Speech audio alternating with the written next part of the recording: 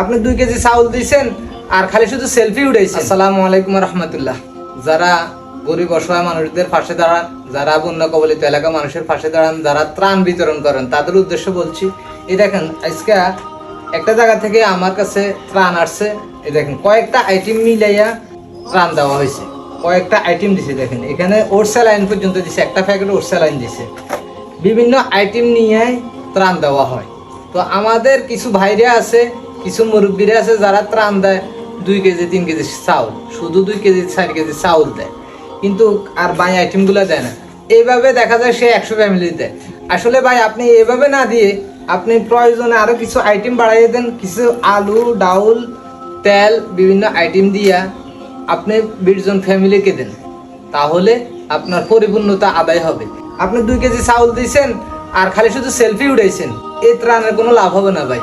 আশা করি কথাগুলো বুঝতে পারছেন।